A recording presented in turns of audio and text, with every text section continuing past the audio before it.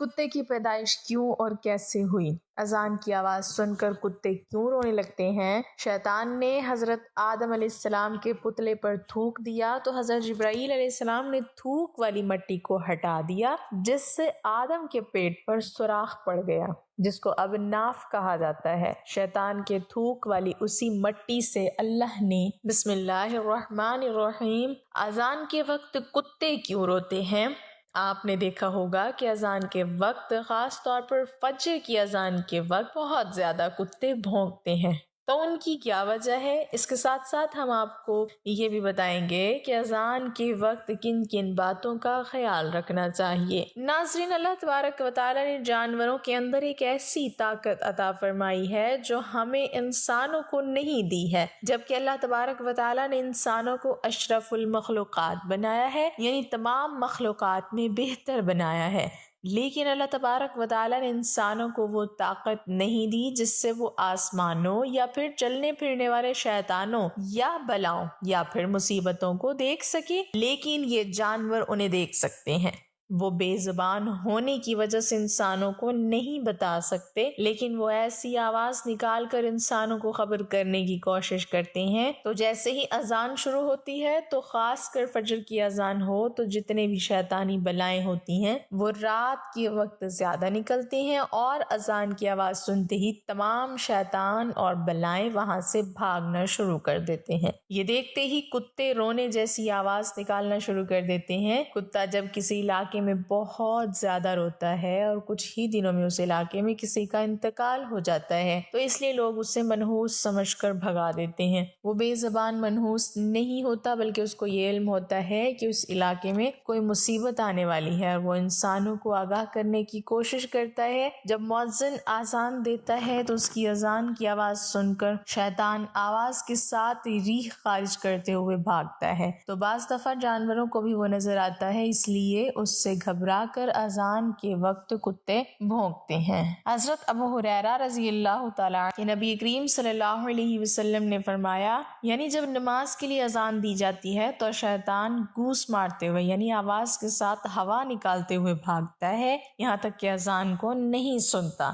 اذان کے وقت کن کن باتوں کا خیال رکھنا چاہیے؟ نمبر 1، اذان کے وقت بات چیت نہ کریں۔ نمبر 2، اذان ہو رہی ہو تو سلام بھی نہ کریں۔ اذان کے وقت اگر کوئی سلام بھی کرے تو جواب بھی نہیں دینا چاہیے۔ نمبر 3، اگر قرآن کی تلاوت بھی کر رہے ہوں تو بھی اذان کے وقت قرآن پاک بند کر دیا جائے۔ نمبر 4، اذان کا ادب نہ کرنے والوں پر اللہ کا سخت عذاب آئے گا۔ نمبر 5، اذان کو غور سے سنیں اور ہر کلمات کو دہرائیں۔ نمبر 6، اگر راستے میں اذان شروع ہو جائے تو ٹھہر جائیں۔ نمبر 7، اذان کے وقت اذان پر غور نہ کرنے والوں کو مرتے وقت کلمہ نصیب نہ ہوگا۔ نمبر 8، اذان کے وقت کسی بھی طرح کا کوئی سنگیت یا گانا نہیں سننا چاہیے۔ نمبر 9، اذان کے وقت عورت کو سر ڈھک کر رکھنا چاہیے۔ نمبر 10، اذان کے وقت کبھی بھی پیر پسار کر نہیں سونا چاہیے۔ نمبر 11، جو شخص اذان کے وقت باتوں میں مشغول رہتا ہے اس کا خاتمہ برا ہونے کا خوف ہے۔ نمبر 12، اذان جب بھی سنے اذان کا جواب دے۔ اذان دینے والا جیسا کہے اذان سننے والا بھی ویسا ہی کہے۔ نمبر 13، جب مؤذن اشہد ان محمد رسول اللہ کہے تو صلی اللہ علیہ وسلم ضرور پڑھیں۔ اب ہم آپ کو بتاتے ہیں کہ کن کن کاموں کو کرنے سے گھر میں غربت آتی ہے۔ نمبر 1، جلدی جلدی نماز پڑھنے سے گھر میں غربت آتی ہے، گھر میں خیر و برکت ختم ہو جاتی ہے، فکر و فاقہ اور تنگ دستی آتی ہے۔ بہت سارے لوگوں کی عادت ہوتی ہے کہ وہ مسجد میں جاتے ہیں اور جلدی جلدی نماز پڑھ کر باہر آ جاتے ہیں، لیکن یہ جلد بازی تباہی کی طرف لے کر جاتی ہے۔ نمبر 2، کھڑے ہو کر پیشاب کرنے سے گھر میں غربت آتی ہے۔ نمبر 3، پیشاب کرنے کی جگہ پر وضو کرنے سے رزق میں تنگی آتی ہے اور گھر کا سکون ختم ہو جاتا ہے۔ چاہے آپ قرآن پڑھنے کے لیے وضو کریں یا نماز پڑھنے کے لیے وضو کریں تو یہ حرکت ہرگز نہ کریں۔ نمبر 4، کھڑے ہو کر پانی پینے سے، بیٹھ کر پانی پینے کے تو ویسے ہی بہت سارے فائدے ہیں اور سائنسی تحقیق سے بھی ثابت ہے، لیکن سائنس نے تو اب تحقیق کی ہے، لیکن حضرت محمد صلی اللہ علیہ وسلم نے 1400 سال پہلے ہی بتا دیا تھا کہ بیٹھ کر پانی پینے کے بہت سارے فائدے ہیں۔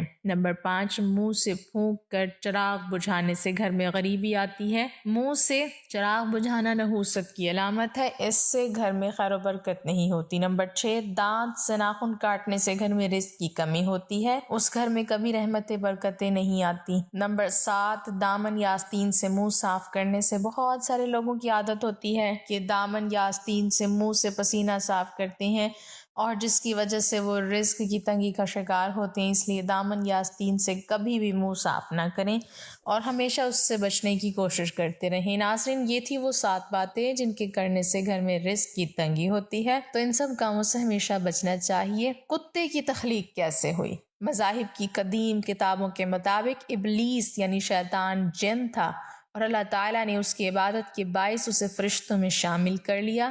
بعد ازاں اس کی ریاضت کا سلسلہ جاری رہا۔ اس کائنات کا کوئی ایسا چپا، کوئی ایسا ٹکڑا نہیں تھا جس پر ابلیس نے سجدہ نہ کیا ہو۔ یہ ان سجدوں، ان ریاضتوں اور ان عبادتوں کا نتیجہ تھا کہ اللہ تعالیٰ نے ابلیس کو فرشتوں کا سردار بنا دیا۔ لیکن پھر شیطان غرور کا شکار ہو گیا اور اس نے مٹی کے پتلے یعنی آدم علیہ السلام کو سجدہ کرنے سے انکار کر دیا، اور یہاں سے خیر اور شر کی طاقتوں کے درمیان جنگ کا آغاز ہوا۔ قدیم صحائف میں لکھا ہے کہ جب شیطان کو حضرت آدم علیہ السلام کو سجدہ کرنے کا حکم دیا گیا تو اس نے حضرت آدم علیہ السلام پر حقارت سے تھوک دیا تھا۔ شیطان کا تھوک حضرت آدم علیہ السلام کے پیٹ پر گرا تھا۔ بعد ازاں اللہ تعالیٰ نے حضرت جبرائیل علیہ السلام کو تھوک والی مٹی نکالنے کا حکم دیا۔